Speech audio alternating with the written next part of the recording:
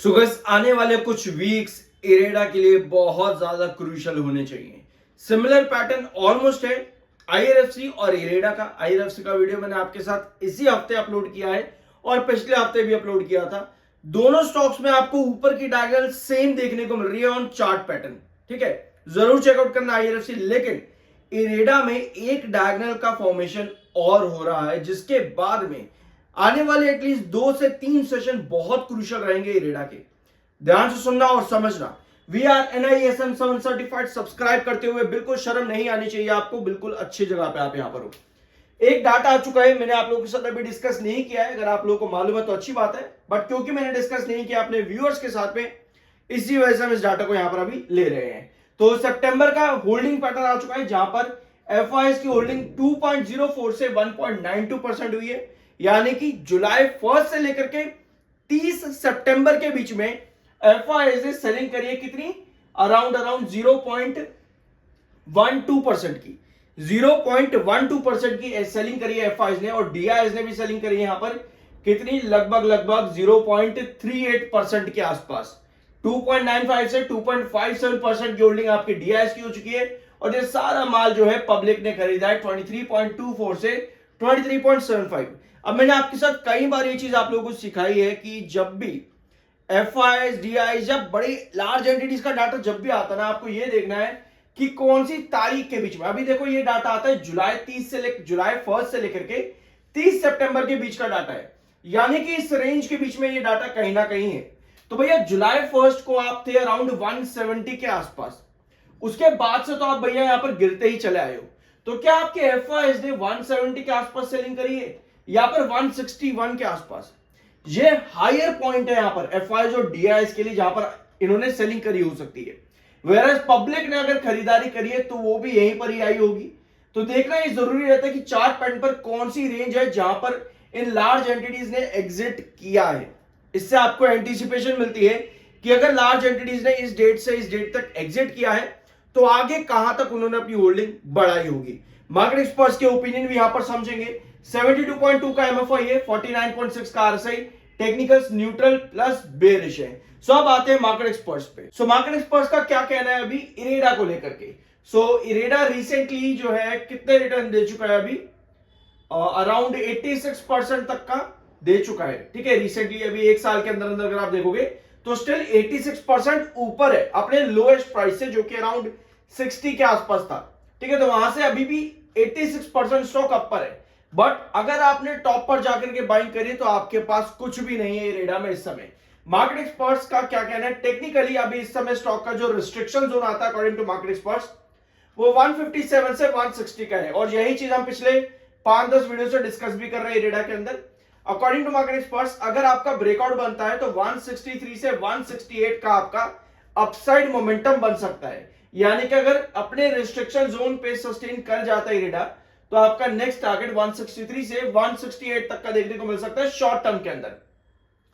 लेकिन अभी के लिए जो मोमेंटम है वो इतना स्ट्रॉन्ग नजर नहीं आ रहा है इरेडा में। अकॉर्डिंग टू ओशो कृष्ण, जो कि सीनियर एनालिस्ट है at technical and derivative research in Angel One, इनका कहना है कि 140 एक इंपॉर्टेंट बेस है इरेडा का, और अगर यहां पर कंटिन्यूअस बेस बनता है तो नेक्स्ट जो पोजीशन आपकी आती है वो 140 पे देखने को मिल सकते हैं शॉर्ट टर्म में। यानी कि according to Osho Krishna from Angel One, इनका कहना है कि 140 तक अभी मोमेंटम डाउन देखने को मिल सकता है इरेडा के अंदर, और 160 के आसपास का आपका टारगेट रहेगा शॉर्ट टर्म में। यानी कि अभी जहां से आप ड्रॉप आ रहे हो वहीं पर ही वापस से आपका टारगेट हो सकता है इरेडा का।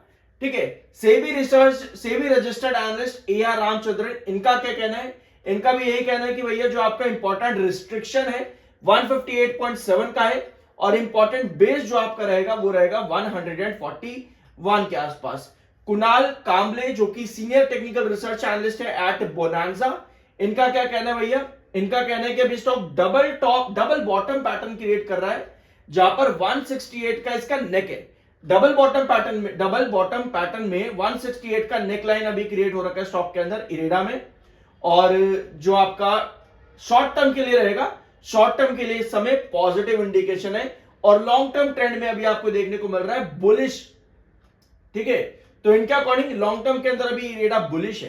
अब ये सब मार्केट एक्सपर्ट्स की हमने सब पॉसिबिलिटी समझ ली, सुन ली कि क्या चीजें हैं। मेजॉरिटी अगर आप देखोगे मार्केट एक्सपर्ट्स की तरफ से एक ही ओपिनियन देखने को मिलता है कि 160 के पास आपका रिस्ट्रिक्शन है, 140 का जो जोन है वो आपका बेस जोन रहेगा। ब्रेकआउट की शॉर्ट टर्म में पॉसिबिलिटीज कम है, लेकिन लॉन्ग टर्म में मार्केट एक्सपर्ट्स के अकॉर्डिंग ब्रेकआउट की पॉसिबिलिटी जो है वो बुलिश में नजर आती है ऑन चार्ट पैटर्न। अब ऐसी कंडीशन में एक इन्वेस्टर जिसने नंबर देख करके इन्वेस्ट कर दिया कि भैया कंपनी ने नंबर बहुत अच्छे दिए, और उसने चार्ट पैटर्न को भुला दिया कि भैया चार्ट तो होता ही बेकार है, नंबर देखो नंबर बहुत बढ़िया, लेकिन उसको क्या मिला एक बार फिर से, थम्स डाउन। कंपनी ने बेंचमार्क क्रिएट करा रेवेन्यू में सितंबर 2025 के अंदर, प्रॉफिट में भी और कंपनी के रेवेन्यू के अंदर भी, ठीक है, नंबर बहुत अच्छे थे, लेकिन चार्ट ने आपको पूरा गेम सिखा दिया कि भैया गेम अभी बाकी है।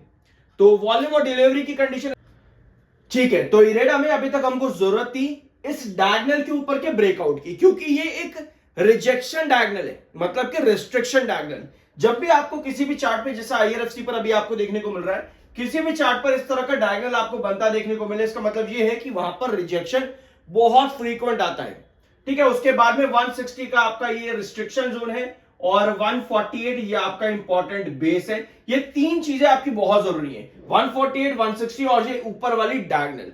रिसेंटली रिजेक्शन यहीं से मिला और 160 के रिस्ट्रिक्शन के पास आता ही आपको यहां पर सेलिंग भी देखने को मिल गई। लेकिन अब आ जाती है एक और डायगोनल जो कि अपवर्ड वेजेस पैटर्न की है, यहां पे देखो, और लास्ट सेशन के अंदर स्टॉक ने इसी डायगोनल को, ध्यान से देखना, इसको थोड़ा जूम इन करते ताकि आपको क्लियर सा नजर आए, थोड़ा जूम इन करते हैं यहां पे, ठीक है। इधर देखो, यहां पर इन दोनों डायगोनल का ना एक क्रॉस बन रहा है, और आपको पता है जहां पर क्रॉस आपका क्रिएट हो जाए डायगोनल पर, वो लेवल बहुत ज्यादा क्रूशियल हो जाता है।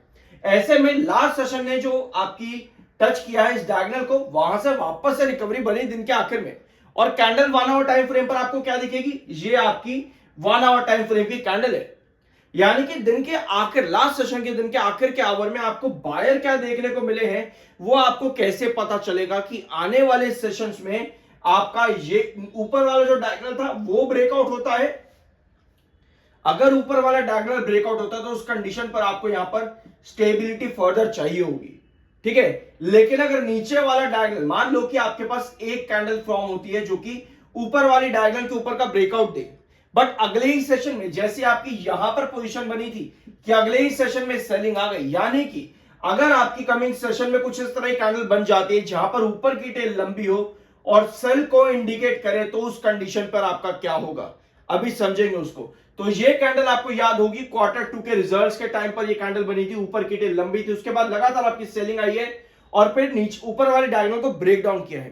तो कमिंग सेशन पर हमको यहां पर इस तरह ही कैंडल नहीं चाहिए, हमको चाहिए कुछ इस तरह ही कैंडल, हमको ऊपर की टेल छोटी चाहिए ताकि फर्दर आपकी ब्रेकआउट की सस्टेनेबिलिटी बने। तो अभी समझते हैं क्या पॉसिबिलिटी है दोनों ही कंडीशंस पर, कैंडल्स पर आपका फोकस रहना चाहिए आने वाले सेशंस में। सब्सक्राइब जरूर कर देना, we are NISM 7 certified. Coming session के अंदर 148 भी आपका टूट सकता है, यानी कि आप और फॉल के अंदर आ सकते हो। ऐसे में आपको जरूरत है कि इस डायगोनल के ऊपर सस्टेन करे ताकि आपकी ब्रेकआउट की पॉसिबिलिटी बने।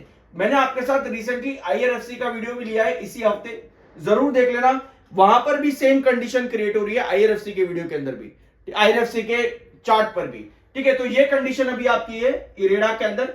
आपको अगर ब्रेकआउट चाहिए तो भैया इस डायगोनल का जो रिजेक्शन बार बार मिल रहा है, ये अब यहां पर टूटना जरूरी है। बार बार आपको इसी डायगोनल के रिजेक्शन से स्टॉक नीचे आता देखने को मिलता है, और रिसेंटली ब्रेकआउट देने की कोशिश करी थी बट वो ब्रेकआउट सस्टेन नहीं हुआ, और फिर से इसी डायगोनल से रिजेक्ट होकर के आप नीचे की तरफ आ गए हो, ठीक है। तो रिजेक्शन देखो कैसे होता है, पहले एक बार ये चीज समझ लेते, अगर आप पहली बार चैनल पर आए हो, सब्सक्राइब करते हुए शर्माना मत, आप सर्टिफाइड जगह पे हो, वी आर NISM 7 सर्टिफाइड, ठीक है। कोई भी आपकी डायगोनल होती है ना, वहां पर आपको इस तरह की कैंडल चाहिए होती है जो आपको एक सेशन में मिली भी थी, बट अगले सेशन में जैसे नंबर आए कंपनी में, जो ऊपर की टेल थी वो लंबी होगी जो कि सेल को इंडिकेट करती है।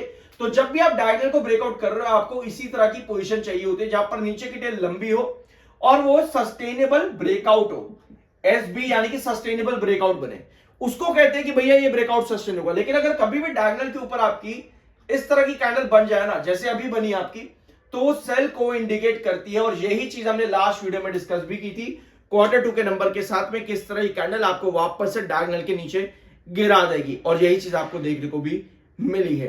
बाय सेल की कोई रिकमेंडेशन नहीं है। We are NISM 7 certified. Subscribe के बिना मत जाना। मिलता अगले वीडियो में।